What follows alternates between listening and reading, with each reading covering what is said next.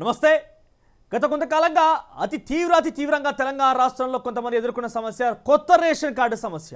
అయితే 2014 నుంచి మొదలుకుంటే ఇప్పటివరకు 2023 వరకు దాదాపుగా 10 సంవత్సరాల కాలంగా వస్తోంది. ఇప్పటివరకు కొత్త రేషన్ కార్డు అమలు లేదు. కొత్త రేషన్ కార్డు కోసం దరఖాస్తు తీసుకున్న దాఖలాలు లేవు. ఒకవేళ దరఖాస్తు పలుమారు తీసుకున్నప్పటికీ కూడా అది ఇంకా డెలివరీ కూడా ఇవ్వని పరిస్థితి. దానికి సంబంధించి ఇంకా చాలా పెద్ద ఎత్తున ముడిపడి ఉన్నాయి. ఎందుకంటే మనం గమనిస్తే కనుక దారిద్ర్య రేఖకు దిగువన ఉన్న వారికి, బిలో పావర్టీలో ఉన్న వారికి అందరికి కూడా రేషన్ కార్డు అనేది ఇస్తూ ఉంటారు. సో ఈ రేషన్ కార్డు ద్వారానే ఇతర పథకాలు ముడిపడి ఉంటాయి. అది ఆరోగ్యరీత్యా వచ్చిన ఆరోగ్యశ్రీ పథకం కావచ్చు, లేకుంటే పెన్షన్ పథకం లాంటి పథకాలు కావచ్చు, ఇతరత్ర ప్రభుత్వం ప్రవేశపెట్టే పథకాలు మొత్తం కూడా ఈ యొక్క కొత్త రేషన్ కార్డుకి సంబంధించిన రేషన్ కార్డుతో ముడిపడి ఉన్న అంశాలు అధికంగా ఉంటాయి. ఇటువంటి సందర్భంలో మరి రేషన్ కార్డు అనేది చాలా తీవ్రంగా ఒక సమస్యగా మారిన తర్వాత కొత్త ప్రభుత్వం ఏర్పాటైంది కాంగ్రెస్ పార్టీ. సో కాంగ్రెస్ ప్రభుత్వంలో ఈసారి రేషన్ కార్డుల మీద చాలా క్రియాశీలకంగా కాంగ్రెస్ ప్రభుత్వం పావులు కలుపుతోంది. సో ఇటీవల కాలంలో ప్రవేశపెట్టిన పథకాల విషయంలో వాళ్ళు ఇచ్చిన హామీల విషయంలో కూడా అది మహాలక్ష్మి పథకం లాంటి పథకం కావచ్చు, గృహలక్ష్మి లాంటి పథకం కావచ్చు, ఆరోగ్యశ్రీ పథకాలు లాంటి పథకాలు కావచ్చు, ఇవన్నీ ఏవి అయినా కూడా ప్రజల్లోకి అందుబాటులోకి రావాలి, ప్రజలకు అమలు పరచాలి, ప్రజలకు ఇవి నేరుగా చేరువాలంటే దానికి ఒకే ఒక అస్త్రం రేషన్ కార్డ్. మరి రేషన్ కార్డ్ని ప్రజల్లోకి నేరుగా తీసుకెళ్లేందుకు కాంగ్రెస్ పార్టీ ప్లాన్ చేస్తోంది. కొత్త రేషన్ కార్డు అనే ఒక ప్రధానమైనటువంటి సమస్యని ప్రజల్లోకి చేర్చేందుకు కాంగ్రెస్ పార్టీ చాలా దృఢ సంకల్పంతో ముందుకు వెళ్తోంది. అయితే ఈ నెల 28న డిసెంబర్ 28న కాంగ్రెస్ పార్టీ ఆవిర్భావ దినోత్సవం, కాంగ్రెస్ పార్టీ ప్రారంభించిన దినోత్సవంగా ఈ 28వ తేదీన 2 గ్యారంటీలు ఏవైతే ఉన్నాయో అది 500 రూపాయల గ్యాస్ సిలిండర్తో పాటుగా 500 రూపాయలకే గ్యాస్ సిలిండర్,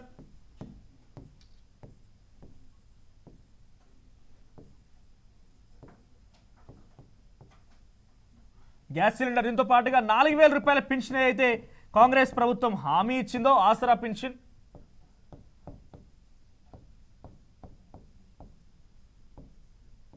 సో ఈ 2 పథకాలని ఈ నెల డిసెంబర్ 28 నుంచి అంటే కాంగ్రెస్ పార్టీ ఆవిర్భావ దినోత్సవం నుంచి అమలు చేసేందుకు కాంగ్రెస్ ప్రభుత్వం ప్రణాళికాబద్ధంగా ముందుకెళ్తోంది. అది ఇప్పటికే డిసెంబర్ 7 తేదీన ప్రమాణ స్వీకారం చేసిన రోజు నుంచి కూడా, అంటే 9వ తేదీన డిసెంబర్ 9వ తేదీన సోనియా గాంధీ జన్మదినోత్సవాన్ని పురస్కరించుకొని వాళ్ళు 2 గ్యారెంటీలు అమలు పరిచారు. దాంట్లో ఆరోగ్యశ్రీకి సంబంధించినటువంటి 10 లక్షల రూపాయల ఆరోగ్యశ్రీకి సంబంధించినటువంటి ఆ యొక్క పథకానికి 5 లక్షల నుంచి 10 లక్షలు చేయడం, ఆ తర్వాత మహాలక్ష్మి పేరిట ఆర్టీసీ ఫ్రీ, మహిళలకి ఆర్టీసీ ఫ్రీ, 2 పథకాలు ఇప్పటికీ అమలైనాయి. అయితే మరొక రెండింటిని ఏవైతే గ్యాస్ సిలిండర్ 500 రూపాయలకు సంబంధించి, ఆ తర్వాత 4000 రూపాయల ఆసరా పెన్షన్ పెంపు విషయంలో కూడా 2 పథకాలు అమలు చేసేందుకు ప్రభుత్వం ప్లాన్ చేస్తుంది. మరి ఈ పథకాలు ఏవి అమలు కావాలన్నా, కొత్తగా ఆరోగ్యశ్రీ పథకానికి ఎవరైనా దరఖాస్తు చేసుకోవాలన్నా, ప్రత్యేక కుటుంబం ఏర్పడిన తర్వాత వాళ్ళ దరఖాస్తు అందులో ఆరోగ్యశ్రీలో భాగంగా ఉండాలనుకున్నా, ఆ తర్వాత ఇక్కడ గ్యాస్ సిలిండర్కి సంబంధించిన అంశాలు ఉండాలన్నా, లేకపోతే ఆసరా పెన్షన్ తీసుకోవాలి, అన్నింటి కూడా కొత్త దరఖాస్తు అన్నింటి కూడా ఒకే ఒక అస్త్రం రేషన్ కార్డ్. ఈ రేషన్ కార్డ్ని గ్రామ సభల్లోనే, అయితే డిసెంబర్ 28న ఏదైతే ఈ గ్యాస్ సిలిండర్కి సంబంధించిన అంశాల్లో కావచ్చు, లేకుండా పెన్షన్ సంబంధించిన అంశాల్లో ఇతరత్ర ప్రభుత్వ పథకాలకు సంబంధించిన దరఖాస్తులు నేరుగా గ్రామ సభలు నిర్వహించి ఆ గ్రామంలోనే, గతంలో గ్రామ సభలు మనం చూస్తుంటే కనుక అక్కడ స్థానికంగా విఆర్ఓ, విఆర్ఏ, ఆర్ఐ, ఎంఆర్ఓలు అందరూ కూడా ఆ గ్రామానికి సంబంధించిన అధికారులతో పాటుగా ఇతరత్ర పెద్దలు కూడా వచ్చి అక్కడ పర్యవేక్షించి గ్రామ సభ ఏర్పాటు చేసి ఒక పరిష్కారం కోసమో, లేకపోతే ఒక దరఖాస్తు కోసమో, లేకపోతే రకరకాలుగా ఏదైతే పథకాలకు సంబంధించినటువంటి విశ్లేషణలు నేరుగా గ్రామ పంచాయతీలోనే ఉండేవి. కానీ ఎప్పుడైతే బీఆర్ఎస్ పార్టీ అధికారంలోకి వచ్చిన తర్వాత 2014 తర్వాత కొన్ని మార్పులు చేర్పులు జరిగినాయి. గ్రామ సభలు ఎక్కడ కూడా కండక్ట్ చేసిన దాఖలాలు కేవలం ఉబ్బడిమిబ్బడిగా కేవలం సాంప్రదాయంగా జరిపేస్తున్నామని తరహాలో ఈ గ్రామ సభలు జరిగినాయి. కొన్ని నిధుల సమకూర్చిన విషయంలో నిధులు ఏ రకంగా ఖర్చు చేయాలని ఒక అంశాల్లో కొనసాగిన తప్ప ఎక్కడ కూడా ప్రజా సమస్యల దృష్ట్యా ఈ గ్రామ సభలు కొనసాగిన అవకాశాలు కనిపించడం లేదు. అయితే మొదట్లోనే నేరుగా ముఖ్యమంత్రి హోదాలో రేవంత్ రెడ్డి ప్రమాణ స్వీకారం చేసిన రోజే ప్రజా దర్బార్ ఏర్పాటు చేస్తాం, ప్రజల యొక్క సమస్యలు తెలుసుకుంటాం, అది ప్రజాభవన్ని కాస్త జ్యోతిరావు పూలే ప్రజాభవన్గా మారుస్తాం, ప్రగతి భవన్ అని చెప్పి ఆ రోజు చెప్పినలో భాగంగానే ప్రతి నియోజకవర్గాల వారీగా ప్రజావాణి కూడా వింటామని కూడా చెప్పారు. సో అందులో భాగంగానే ఇప్పుడు నియోజకవర్గాల నుంచి గ్రామీణ స్థాయి వరకు కూడా ప్రజల సమస్యలు తెలుసుకొని ప్రజలకు సంబంధించిన పథకాల విషయంలో నేరుగా అక్కడే దరఖాస్తులు తీసుకోబోతున్నారు. కొత్త రేషన్ కార్డు అనేది కూడా డిసెంబర్ 28వ తేదీ నుంచి ప్రారంభం కాబోతుంది. కొత్త రేషన్ కార్డు పంపిణీ కార్యక్రమం కావచ్చు, లేకుంటే ఎవరైనా కొత్త వాళ్ళు దరఖాస్తు చేసుకోవాలనుకునే వాళ్ళు కావచ్చు, కార్డులో డిలీట్ చేసేటువంటి అంశాలు కావచ్చు, లేకపోతే యాడ్ చేయాల్సిన అంశాలు కావచ్చు, ఇవన్నీ కూడా డిసెంబర్ 28వ తేదీన కాంగ్రెస్ ప్రభుత్వం శ్రీకారం చుట్టబోతోంది. ఈ 28 నుంచి కొత్త రేషన్ కార్డులతో పాటుగా అనేక పథకాల ఆవిష్కరణలో భాగంగా కాంగ్రెస్ పార్టీ ప్లాన్ చేసింది. సో ఇన్ని రోజులుగా ఉన్న సమస్యకి తెరదింపనుంది కాంగ్రెస్ ప్రభుత్వం. కొత్త రేషన్ కార్డుకి సంబంధించి 28వ తేదీ నుంచి దరఖాస్తు తీసుకోబోతున్నారు. అది మీ గ్రామ సభల్లోనే గ్రామానికి సంబంధించిన అధికారులు, తర్వాత గ్రామ పంచాయతీ సిబ్బంది, గ్రామ పంచాయతీ సర్పంచ్తో పాటుగా ఇతరత్ర డిపార్ట్మెంటల్కి సంబంధించినటువంటి వ్యక్తులు నేరుగా మీ వద్దకే వచ్చి మీ ఊర్లో గ్రామ సభలు నిర్వహించి గ్రామాల్లోనే వీటికి సంబంధించి దరఖాస్తులు తీసుకునే అవకాశం విధంగా ఆ రకంగా ప్రజలకు అందుబాటులో తీసుకొచ్చే విధంగా కాంగ్రెస్ ప్రభుత్వం ప్లాన్ చేస్తోంది. ఇక గతంలో గ్రామ సభలు ఎక్కడ కూడా చూడలేదు.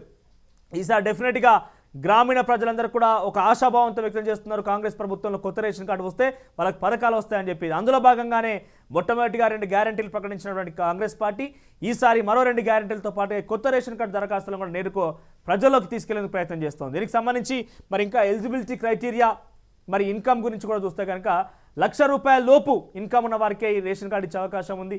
దీంతో పాటుగా గ్రామీణ స్థాయిలో ఉన్నటువంటి పథకాలకు సంబంధించి రేషన్ కార్డు లింక్ కంపల్సరీగా ఉంటుంది. కాబట్టి ఆ రేషన్ కార్డు లింక్లో ఉన్న విధంగా family, head of the family, మనం మొదటి నుంచి కూడా తెలుసు కాంగ్రెస్ ప్రభుత్వంలో హెడ్ ఆఫ్ ది ఫ్యామిలీ అనగానే ఇంట్లో ఆడవారే హెడ్ ఆఫ్ ది ఫ్యామిలీగా ఉండేవారు. వారినే హెడ్ ఆఫ్ ది ఫ్యామిలీగా అక్కడ జోడించి వాళ్ళ సమక్షంలోనే నేరుగా గ్రామ సభలోనే ఈ యొక్క సమస్యలు తీర్చే విధంగా కాంగ్రెస్ ప్రభుత్వం ప్లాన్ చేస్తుంది. ఇక ఈ రేషన్ కార్డుతో లింక్ అయినటువంటి అనేక పథకాలు కూడా సునాయాసం కాబోతున్నాయి.